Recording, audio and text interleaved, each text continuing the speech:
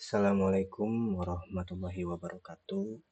Sebelumnya perkenalkan, nama saya Wildan Holid dengan NIM 2308284 dari kelas 3B. Di video ini saya akan menjelaskan tentang transformasi Fourier untuk memenuhi penugasan ujian akhir semester pada mata kuliah Sinyal dan Sistem yang diampu oleh Ibu Indah Setiawati, STMT. Sebelumnya, saya jelaskan terlebih dahulu gambaran singkat transformasi Fourier, di mana transformasi Fourier ini adalah metode untuk menganalisis sinyal dengan mengubahnya dari domain waktu menjadi domain frekuensi. Dalam video ini, saya akan membahas dasar teori, jenis-jenisnya, aplikasinya, hingga contoh sinyalnya. Seperti itu. Next. Pembahasan pertama yaitu konsep dasar transformasi Fourier. Apa itu transformasi Fourier? Transformasi Fourier adalah alat matematika yang memungkinkan kita melihat sinyal dari sudut pandang frekuensi. Sinyal dalam domain waktu seringkali sulit dianalisis, tetapi dalam domain frekuensi kita bisa memahami karakteristiknya, seperti nada dominan dalam musik atau interferensi dalam komunikasi. Secara matematis, maka hasilnya adalah xt sama dengan integral dari min t hingga sampai t hingga xt pangkat min J2 Pi Ft dt, di mana XF ini merupakan representasi sinyal dalam domain frekuensi, kemudian XT merupakan sinyal asli dalam domain waktu, dan E pangkat min J2 Pi Ft ini merupakan fungsi eksponensial kompleks untuk dekomposisi sinyal. Kemudian kita akan membahas contoh aplikasinya. Transformasi Fourier memiliki banyak aplikasi di berbagai ilmu pengetahuan dan teknik. Dan di sini ada beberapa contohnya. Yang pertama itu ada analisis audio, di mana transformasi Fourier memungkinkan kita untuk menganalisis komponen frekuensi dari suara. Ini sangat penting dalam berbagai aplikasi seperti musik, pengolahan suara, dan pemrosesan audio.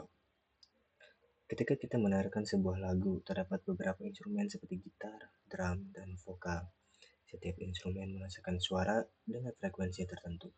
Transformasi Fourier membantu memisahkan suara-suara ini ke dalam spektrum frekuensi masing-masing, sehingga kita dapat menganalisis kontribusi setiap instrumen.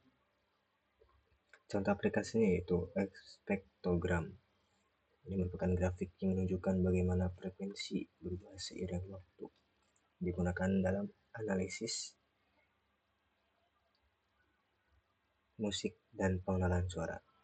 Kemudian juga ada noise cancellation.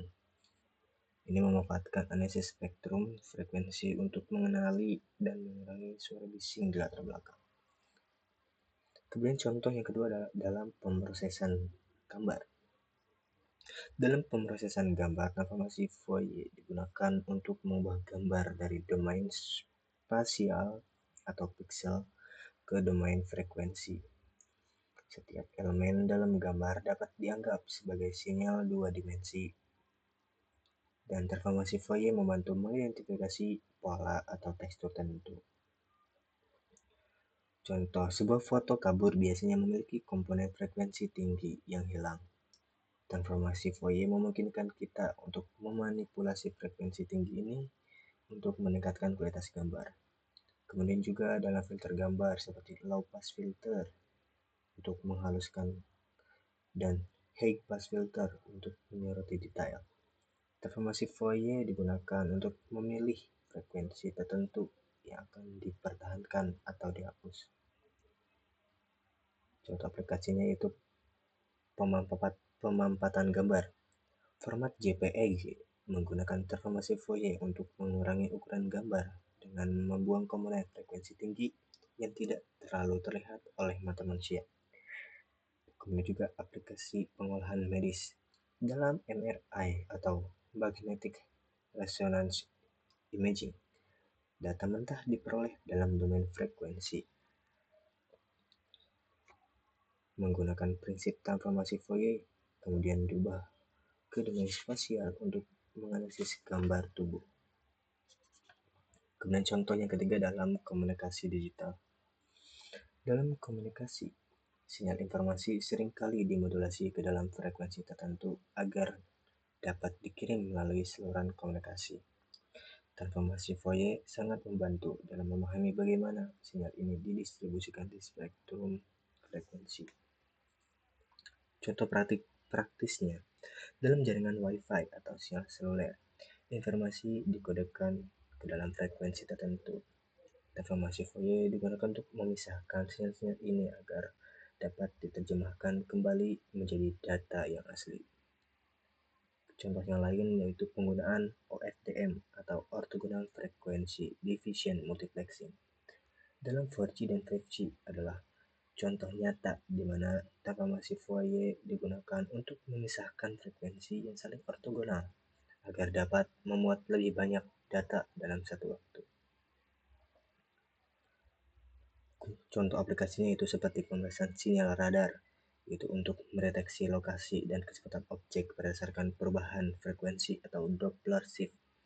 Kemudian contoh aplikasi yang kedua adalah spektrum analysator, yaitu untuk mengukur dan menganalisis kekuatan sinyal pada berbagai frekuensi. Kemudian di sini kita akan membahas jenis-jenis transformasi Fourier. Kita mulai dengan Continuous Time Fourier Transform atau CTFT. CTFT dirancang untuk sinyal yang bersifat kontinu. Artinya, sinyal ini berlangsung terus-menerus dalam waktu tanpa putus. Misalnya, bayangkan suara kita saat berbicara. Ini adalah contoh sinyal kontinu yang dapat direpresentasikan sebagai gelombang sinus. Tapi apa yang membuat suara kita unik? Jawabannya ada di frekuensi. CTFT membantu kita mengubah sinyal ini ke domain frekuensi yang memungkinkan kita melihat elemen-elemen penyusun suara, seperti nada dan intensitasnya. Sebagai contoh, nada piano A4 memiliki frekuensi utama 440 Hz. Dengan CTFT, kita bisa mengetahui frekuensi ini dari sinyal suaranya. CTFT digunakan dalam analisis sinyal analog, seperti gelombang listrik AC atau sinyal radio. Ini juga penting dalam teknik komunikasi analog. Selanjutnya kita punya Discrete Time Fourier Transform atau DTFT. DTFT dirancang untuk sinyal yang sudah diambil sampelnya atau sinyal diskrit. Apa itu sinyal diskrit? Sinyal diskrit adalah sinyal yang hanya diukur pada titik-titik waktu tertentu. Misalnya, saat merekam suara digital, mikrofon kita tidak merekam semua data, melainkan hanya sampel-sampel di waktu tertentu. Meskipun inputnya diskrit, DTFT menghasilkan frekuensi kontinu seperti DTFT digunakan dalam pemrosesan sinyal digital seperti pengenalan suara, analisis data waktu, dan simulasi digital dari sinyal analog. Selanjutnya ada Discrete Fourier Transform atau DFT. DFT adalah versi diskrit dari DTFT, tetapi hasilnya juga dalam bentuk diskrit. Misalnya, bayangkan kita memiliki 8 sampel sinyal diskrit. Dengan DFT, kita mengubah data ini menjadi representasi frekuensi yang juga diskrit. Keunggulan utama DFT adalah kemampuannya menganalisis sinyal dengan jumlah data terbatas yang sangat penting untuk pengolahan sinyal di komputer. DFT digunakan dalam teknologi kompresi gambar seperti JPEG.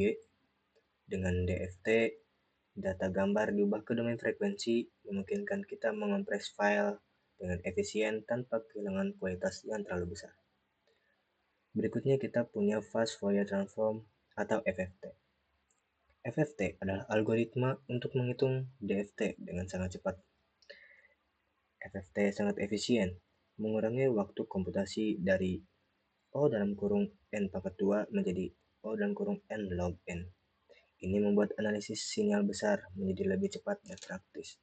FFT digunakan dalam equalizer musik untuk menganalisis suara secara real time, pengolahan gambar video, dan bahkan dalam aplikasi teknologi medis untuk menganalisis data dari perangkat kesehatan. Terakhir, yaitu Short Time Fourier Transform atau STFT. Ini adalah alat yang digunakan untuk sinyal yang berubah-ubah seiring waktu. STFT bekerja dengan cara memotong sinyal menjadi potongan-potongan kecil atau jendela waktu. Lalu Fourier transform diterapkan pada setiap potongan ini. Hasilnya adalah spektrogram seperti itu yang menunjukkan bagaimana frekuensi berubah sepanjang waktu. STFT sering digunakan dalam analisis musik untuk melihat perubahan nada dalam sebuah lagu atau dalam teknologi pengenalan suara seperti Siri atau Google Assistant. Next, kita akan membahas kelebihan dan keterbatasan dari transformasi Fourier. Kita akan membahas kelebihan terlebih dahulu. Yang pertama itu menguraikan sinyal ke domain frekuensi. Dimana transfer Fourier memungkinkan kita memisahkan sinyal kompleks menjadi komponen frekuensi yang lebih sederhana. Bayangkan sinyal suara dari sebuah konser musik. Suara ini terdiri dari berbagai nada yang dihasilkan oleh alat musik berbeda-beda. Dengan transformasi Fourier kita bisa mengetahui frekuensi masing-masing alat musik, seperti frekuensi gitar, drum, dan vokal. Kemudian yang kedua adalah penggunaan luas dalam berbagai bidang, yaitu transformasi Fourier digunakan di berbagai disiplin ilmu, yaitu termasuk teknologi komunikasi, yaitu menganalisis gelombang radio, TV, dan sinyal seluler untuk transmisi rasa. Kemudian juga pengolahan citra untuk menggunakan transformasi Fourier untuk menghilangkan noise atau melakukan kompresi gambar seperti JPEG. Kemudian juga dalam bidang medis, menganalisis data MRI untuk mendapatkan gambar yang lebih detail dari tubuh manusia. Kemudian, kelebihan yang ketiga adalah efisiensi perhitungan dengan FFT. Algoritma FFT membuat transformasi Fourier sangat efisien, terutama untuk data besar. FFT dapat menganalisis ribuan data dalam hitungan detik yang sangat berguna dalam aplikasi real-time seperti pemrosesan sinyal audio untuk equalizer musik. Kemudian, yang keempat adalah kemampuan menganalisis sinyal diskrit dan kontinu dengan variasi transformasi Fourier, CTFT, DTFT, DFT, FFT, dan STFT. Kita bisa menganalisis hampir semua jenis sinyal. Sinyal kontinu seperti gelombang suara, sinyal diskrit seperti data digital, sinyal waktu terbatas seperti rekaman audio pendek, sinyal waktu berubah seperti suara musik atau ucapan. Kemudian yang kelebihan yang kelima adalah peningkatan kualitas sinyal. Transformasi Fourier sering digunakan untuk meningkatkan kualitas sinyal seperti menghilangkan noise dalam data suara atau gambar, kemudian juga memperbaiki sinyal yang terdistorsi dalam telekomunikasi. Transformasi Fourier digunakan untuk mengoreksi distorsi akibat interferensi sinyal. Kemudian kita akan membahas keterbatasan transformasi Fourier. Yang pertama adalah kehilangan informasi waktu dalam domain frekuensi. Transformasi Fourier hanya menunjukkan informasi frekuensi tetapi tidak menunjukkan kapan frekuensi tersebut terjadi dalam sinyal. Dalam sinyal ucapan, transformasi Fourier menunjukkan bahwa terdapat frekuensi tertentu, tetapi tidak dapat menunjukkan kapan frekuensi tersebut muncul dalam waktu. Kemudian keterbatasan yang kedua adalah kebutuhan data yang besar untuk akurasi tinggi. Untuk menghasilkan resolusi spektrum yang tinggi, transformasi Fourier membutuhkan data yang besar dan komputasi yang intensif. Jika kita ingin menganalisis frekuensi dalam sinyal musik, semakin banyak sampel yang kita gunakan, semakin akurat hasilnya. Tetapi ini juga memerlukan lebih banyak waktu komputasi. Kemudian juga yang ketiga adalah tidak cocok untuk sinyal non-stasioner. Transformasi Fourier tradisional berasumsi bahwa sinyal bersifat stasioner, artinya karakteristik sinyal tidak berubah seiring waktu. Dalam analisis musik, sinyal yang berubah-ubah seperti nada piano atau vokal menjadi sulit dianalisis secara akurat hanya dengan transformasi Fourier. Kemudian juga keterbatasan yang keempat adalah efek truncation dan fenomena leakage. Ketika sinyal waktu terbatas diubah menjadi domain frekuensi, pemotongan sinyal dapat menyebabkan distorsi pada spektrum frekuensi. Fenomena leakage ketika energi dari suatu frekuensi menyebar ke frekuensi lainnya akibat pemotongan sinyal. Dalam rekaman suara pendek, spektrum frekuensi bisa menjadi kurang akurat karena efek ini. Kemudian keterbatasan selanjutnya adalah kesulitan menangani noise yang kompleks. Transformasi Fourier tidak dapat dengan mudah memisahkan noise yang kompleks dari sinyal utama. Dalam sinyal dengan noise yang memiliki frekuensi mirip dengan sinyal utama, transformasi Fourier akan sulit membedakan keduanya. Kemudian terakhir adalah keterbatasan dalam interpretasi domain frekuensi. Untuk pengguna yang tidak terbiasa, interpretasi hasil transformasi Fourier di domain frekuensi bisa menjadi sulit. Spektrum frekuensi seringkali menampilkan banyak puncak yang sulit dipahami tanpa pemahaman mendalam tentang sinyal dan aplikasinya. Next, di sini adalah contoh sinyal FFT pada MATLAB, di mana saya sudah membuat kode yang digunakan pada MATLAB. Yang pertama adalah parameter dasar, di mana terdapat Fs yaitu frekuensi sampling dengan 1000 Hz, yang berarti sinyal diambil sampling sebanyak 1000 kali per detik. Kemudian juga ada T, periode sampling, yaitu kebalikan dari frekuensi sampling, sehingga setiap sampel diambil setiap 0,001 detik. Kemudian ada L, panjang sinyal. Dalam hal ini kita mengambil 1000 sampel. Kemudian T, yaitu waktu yang digunakan untuk membuat sinyal dengan rentang waktu dari 0 hingga hampir 1 detik. Kemudian kita akan membuat sinyal dengan 3 komponen frekuensi, yaitu F1, F2, dan F3, di mana masing-masingnya adalah frekuensi dari 3 komponen sinyal, yaitu 10 Hz, 50 Hz, dan 200 Hz. Kemudian kita membuat amplitudo, di mana terdapat komponen A1, A2, dan A3. Amplitudo dari masing-masing komponen sinyal, yaitu sinyal 10 Hz memiliki amplitudo sebesar 1, sinyal 50 Hz memiliki amplitudo sebesar 0,5, dan sinyal 200 Hz memiliki amplitudo 0,2. Kemudian kita membuat sinyal gabungan dengan signal membuat sinyal gabungan dari ketiga komponen frekuensi, yaitu 10 Hz, 50 Hz, dan 200 Hz, masing-masing dengan amplitudo yang telah didefinisikan. Kemudian menerapkan FFT, di mana kita akan menghitung FFT dari sinyal gabungan untuk mendapatkan representasi sinyal dalam domain frekuensi. Kemudian menghitung spektrum frekuensi, di mana terdapat P2, yaitu menghitung magnitudo spektrum dari hasil FFT yang telah dinormalisasi dan membagi hasil FFT dengan sinyal panjang atau L. Kemudian P1, mengambil setengah dari spektrum frekuensi karena hasil FFT bersifat simetris. Kemudian ada P1 dalam kurung 2 sama dengan 2 bintang P1 dalam kurung 2. Ini akan menggandakan magnitudo di bagian tengah untuk memperhitungkan fakta bahwa hanya separuh dari spektrum yang diambil, dan kemudian kita membuat vektor frekuensi. Dan yang terakhir adalah membuat plot sinyal untuk menampilkan hasil sinyalnya. Next, ini merupakan hasil dari kode sebelumnya, di mana pada grafik atas atau sinyal asli ini adalah representasi sinyal dalam domain waktu, di mana kita dapat melihat pola gelombang kompleks yang merupakan kombinasi dari 3 komponen sinyal, yaitu 10 Hz, 50 Hz, dan 200 Hz. Kemudian pada grafik yang bawah, ini merupakan spektrum frekuensi. Grafik ini menunjukkan hasil transformasi Fourier, yaitu spektrum frekuensi sinyal. Pada sumbu X frekuensi Hz dan sumbu Y adalah amplitudo. Kemudian juga puncak terlihat pada 10 Hz, 50 Hz, dan 200 Hz yang sesuai dengan 3 komponen sinyal yang didefinisikan. Tinggi puncak amplitudo yang serta frekuensi sesuai dengan amplitudo AC, di mana 10 Hz dengan amplitudo 1, 50 Hz dengan amplitudo 0,5, 200 Hz dengan amplitudo 0,2. Jadi kesimpulannya adalah transformasi Fourier memberikan cara yang efektif untuk memisahkan sinyal kompleks ke dalam komponen frekuensinya.